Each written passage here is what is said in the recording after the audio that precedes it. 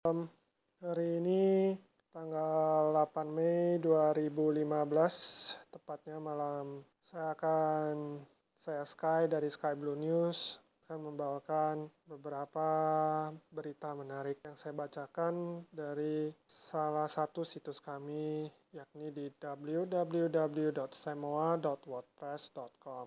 Ini mengenai berita aviasi. Ini berikut adalah berita pertamanya. Pertama adalah, perlukah Rusia membangun kapal induk super? Ini adalah merupakan wacana publik negeri beruang merah dalam beberapa pekan terakhir ini. Ada yang pro dan ada juga yang kontra dengan wacana ini. Melihat perkembangan militer dunia yang ada sekarang, khususnya kapal induk pengangkut pesawat terbang, didominasi oleh Amerika Serikat, Iran. Namun para petinggi Angkatan Laut Rusia menjelaskan untuk sementara tidak dibutuhkan terlebih dahulu kapal induk super ini karena anggaran yang terbatas. Selain itu, pembangunan kapal induk super ini juga hanya akan memicu perlombaan senjata baru antara Amerika Serikat dan Rusia yang bisa merugikan keuangan Rusia di masa depannya, seperti pada masa Perang Dingin. Perang Dingin sebenarnya belum berakhir, hanya sebuah gencatan senjata saja sampai saat ini. Lalu apa pemicu wacana ini?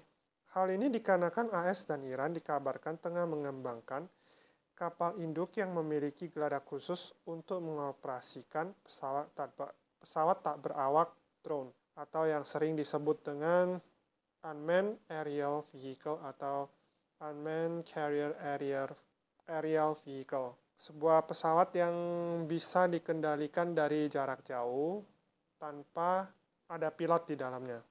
Dengan kapal induk bergerak selain drone, akan memiliki wilayah operasional dengan jangkauan yang lebih luas, namun juga dalam jumlah unit yang masif, karena berkat harganya yang lebih murah dibandingkan dengan mengoperasikan jet tempur berawak atau pesawat terbang berawak.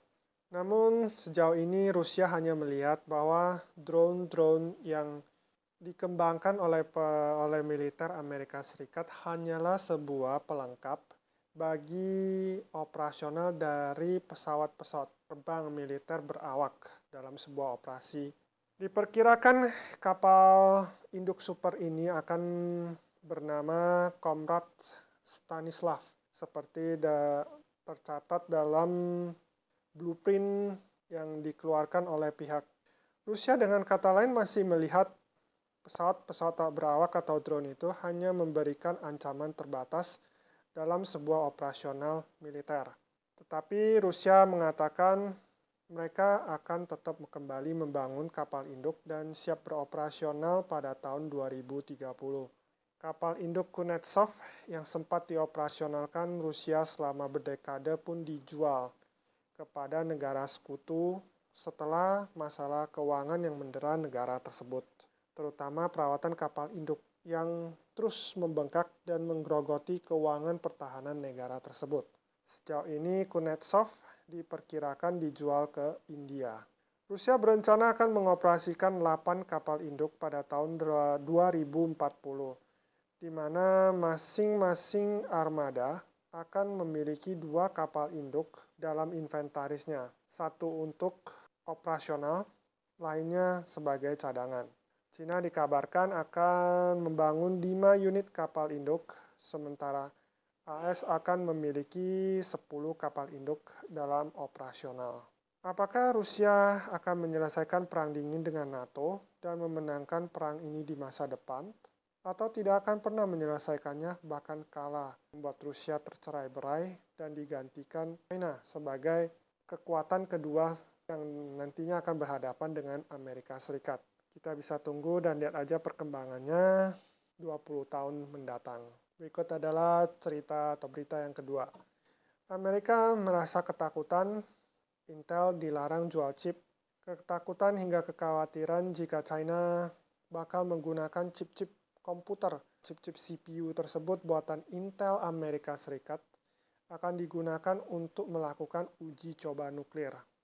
Amerika Serikat melarang Intel menjual-jual chip tersebut ke pemerintah Cina yang akan dipasang pada superkomputer buatan Cina Tianhe 2. Tianhe 2 adalah sebuah superkomputer buatan Cina dengan menggunakan 10.000 bih prosesor buatan Intel, yakni Xeon dan Xeon Phi. Komputer super buatan Cina bahkan disebut dengan terbaik saat ini, mampu melakukan perhitungan matematika dalam angka kuadrilion. Ruangan server superkomputer China Tianhe 2 ini terdapat di Intel sendiri sebenarnya sudah mengekspor chipset ini selama bertahun-tahun. Namun baru bulan April lalu Kamar Dagang Amerika Serikat melarang Intel melanjutkan ekspor chipset ini ke China karena khawatir China akan menggunakannya untuk melakukan perancangan, pembangunan, hingga simulasi senjata nuklir.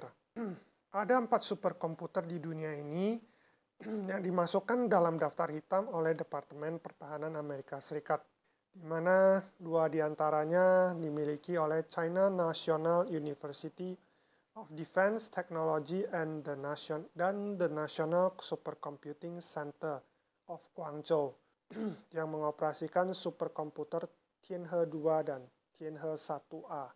AS juga mengekspresikan kekhawatiran antara terkaitnya penggunaan superkomputer oleh China untuk tujuan penelitian dengan pemerintah China dalam melakukan aksi spionase. Brosur rancangan superkomputer Aurora milik Amerika Serikat. Dalam hal ini, Amerika Serikat juga tidak mau kalah mengembangkan sebuah superkomputer yang merupakan kolaborasi antara perusahaan Argonne Nasional, antara Laboratorium Argonne Nasional, perusahaan pembuat chipset, dan subkontraktor Cray.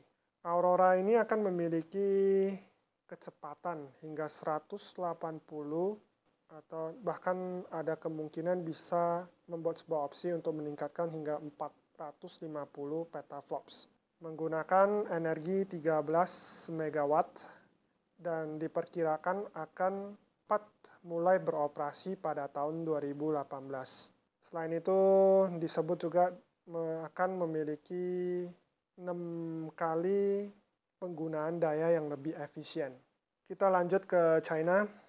Huawei, produsen teknologi China, menjadi sorotan tajam dan masuk dalam daftar hitam karena dicurigai melakukan mata-mata bagi pemerintah China melalui penjualan telepon seluler pinternya ke Amerika Serikat.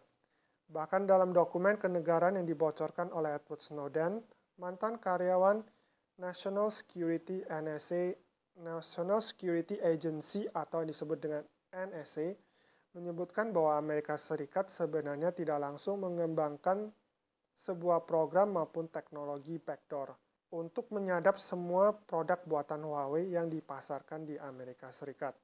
AS dalam hal ini untuk mengimbangi kekuatan superkomputer yang ada di dunia, Amerika Serikat mengembangkan superkomputer yang lebih baik untuk menandingi kemampuan superkomputer buatan China Tianhe 2. Superkomputer tersebut sekarang tengah dikembangkan oleh Departemen Energi Amerika Serikat dengan kode Aurora komputer super yang memiliki kapasitas kecepatan hingga 180 petaflops yang dapat dikembangkan yang dapat perbarui hingga kecepatan 450 petaflops. Sementara Tianhe 2 hanya memiliki kisaran kecepatan di 33,85 petaflops. Sekarang kita lanjut ke bisnis pertahanan.